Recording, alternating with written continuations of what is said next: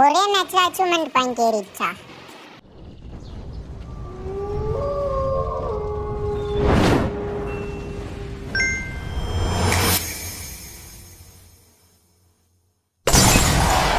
அட ஆமாண்டா மாப்பிள்ள, லாஸ்ட் மேட்ச் பிஆர் ரேங்க் விளையாடும் போது சரியான மைனஸ் ஆயிடுச்சு.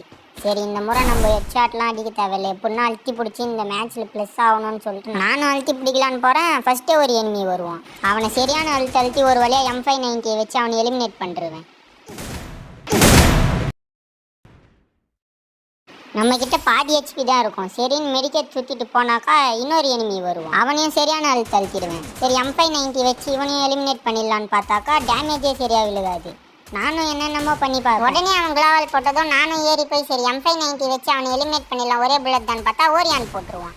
சரி லாஸ்ட் ஒரே ஒரு புல்லட் தான், எலிமினேட் ஆயிடுவான்னு பார்த்தா நம்மள நாக் பண்ணுருவான். சத்தியமாக சொல்கிற மாப்பிள்ள, நான் ஃபுல்லாக டிப்ரெஷன் ஆகிட்டேன். डिप्रेशन में रहता हूँ हमेशा, अभी मैं डिप्रेशन में हूँ, माँ कसम.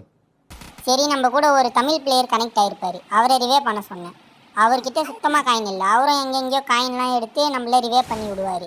அழுத்தி பிடிக்கலான்னு நினச்சி தான் நம்ம செத்தோம். சரி இந்த மேட்ச் மைனஸே ஆனாலும் பரவாயில்ல, என்ன ஆனாலும் நம்ம ஹெட்ஷாட் மட்டும்தான் அடிக்கிறோன்னு முடிவு பண்ணிவிட்டு நான் லூட் அடிக்க போயிட்டேன்.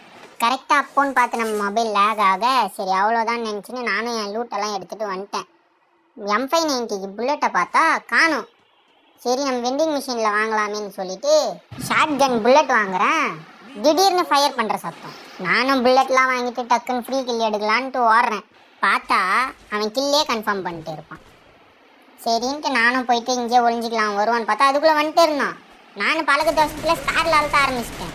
அவன் டீம்மேட் மின்னல் மாதிரி வந்து திடீர்னு அட்டாக் பண்ணுவான். சரி ஒன் டேப் தான் அடிக்கலான்னு முடிவு பண்ணி அடித்தது தான் இது.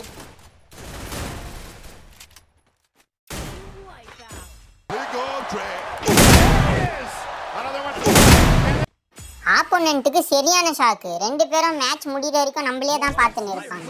ஜோன் வந்ததும் வா ப்ரோ கீழே போகலான்னு டீம்மேட் கூப்பிட்டதும் ரெண்டு பேரும் கிளம்பிட்டோம். சரி இன்னும் ஒரு 2-3 கில் அடிக்கலான்னு சொல்லிட்டு நானும் கிளம்பிட்டேன். பார்த்தா போயிட்டே இருக்கும்போது மேலே ஒருத்தன் பேராஷூட்டில் இருந்து வருவான்.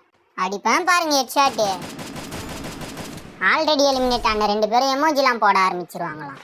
கிட்சுனி ஹேக்கர்னா சும்மாவான்னு சொல்லிட்டு நானும் போகிறேன். ரெண்டு பேர் அங்கே ஒருத்தன் மாற்றி மாற்றி சொல்கிறாங்க.